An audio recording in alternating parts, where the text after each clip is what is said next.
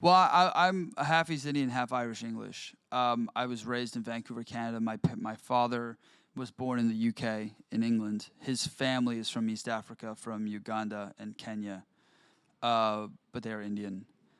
So yeah, my heritage is mixed as far as like the type of from my actual racial background, but also my nationality. I've been, our family has been lived in Africa, lived in the UK, lived in Canada, and so that's sort of where this all begins. And then as far as like my racial identity as we go into me becoming an actor, because remember, as an actor, you're constantly affronted or faced with what you are, because that's what you are selling yourself as the, like, so I'm going to get this part.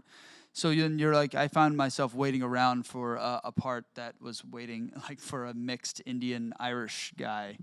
And you can't do that. So, and sort of like maybe talking about why we feel the need to have such really strong boxes when it comes to race and it comes to the way that we represent race, right? Like the nuance is completely lost.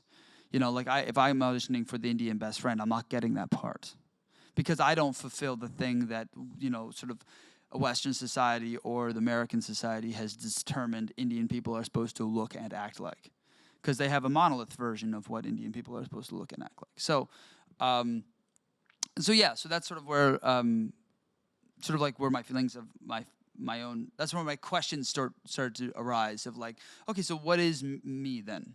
I don't fit into this thing that they've presented for me as an option. I'm not white, so what is it? And then I realized what I did realize, which I think was so. Really relieving to me, or at least unifying. I found a culture within mixed people, and I went from being alone to having like so many people who reach out to me. Like these are my exact experiences, regardless of what their mix is.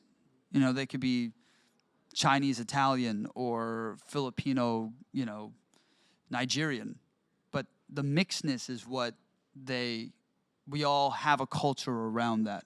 And the culture is not being enough for this and not being too much for that or whatever. And so I think that perspective, especially in a world that is increasingly polarized by race, increasingly more divisive, having that perspective, a different viewpoint, a vantage point to sort of see the landscape. I think we see the board in a different way.